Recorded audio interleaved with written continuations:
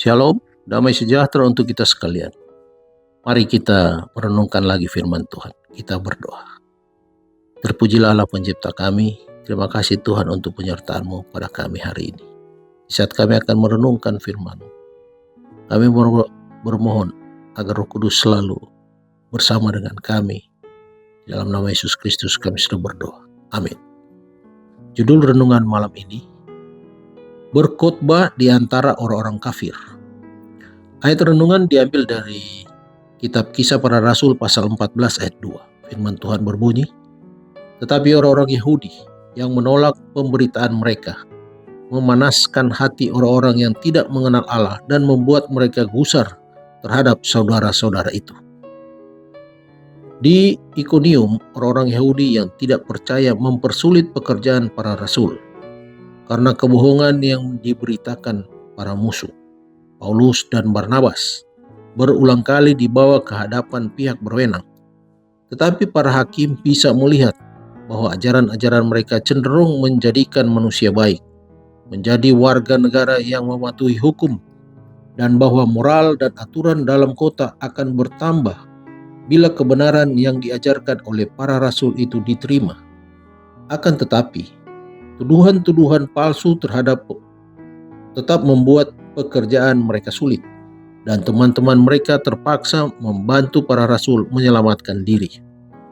Pergi ke Listra dan Derbe, kota-kota yang sebagian besar didiami oleh para penyembah berhala percaya tahyul. Paulus mengubah metodenya. Tidak ada rumah ibadat orang Yahudi di Listra. Jadi Paulus dan Barnabas berkumpul di kuil yang dipersembahkan kepada Jupiter dan menjelaskan kebenaran Injil yang sederhana. Pertama, mereka berbicara tentang Allah sebagai pencipta dan ciptaannya yang kelihatan. Kemudian melalui usaha ini, mereka menuntun pikiran para pendengar untuk mempertimbangkan penguasa agung alam semesta.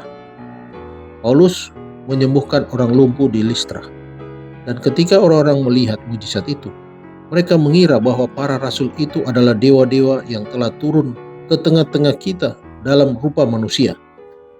Dicatat dalam Kisah Para Rasul pasal 14 ayat 11. Antusiasme mereka justru semakin bertambah ketika Paulus dan Barnabas dengan tegas menyangkal itu. Namun kekaguman mereka berubah menjadi kemarahan ketika para rasul itu terus menolak penyembahan mereka.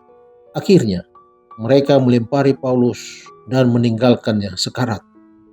Timotius ditobatkan di Listra. Jadi, waktu yang digunakan para rasul di sana tidak sia-sia. Pokok pikiran, bila manusia yang diharapkan dan sanggup bertobat sama halnya dengan Timotius, Paulus dan Barnabas berusaha dengan sungguh-sungguh untuk menunjukkan kepada mereka pentingnya bekerja dalam kebun anggur. Dan waktu rasul-rasul berangkat ke tempat lain, iman orang-orang ini tidak luntur, tetapi sebaliknya bertambah-tambah. Latihan saksama bagi orang yang masih baru bertobat ini adalah suatu faktor yang penting dalam kemajuan yang luar biasa yang menyertai khotbah Injil Paulus dan Barnabas di negeri-negeri kafir.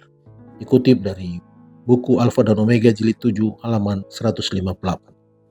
Pelajaran malam ini, Tuhan telah berjanji untuk bersama kita kemanapun kita pergi, sambil membawa pekabarannya kepada pria dan wanita di mana saja. Mari berdoa. Bapa kami di surga, terima kasih Tuhan karena Engkau telah memilih kami menjadi alat, menjadi agen untuk menyampaikan kabar Injil dimanapun kami berada. Dan kami yakin bahwa Engkau telah berjanji untuk selalu bersama dengan kami ketika kami membawakan pekabaran Injil keselamatan dimanapun kami berada. Dan kami yakin banyak tantangan yang kami hadapi.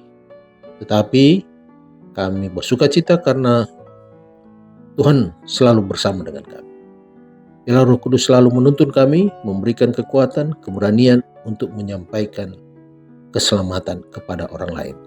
Terima kasih Tuhan, menyertai istirahat malam kami. Dalam nama Yesus Kristus kami sudah berdoa. Amin. Selamat malam, selamat beristirahat. Tuhan Yesus memberkati.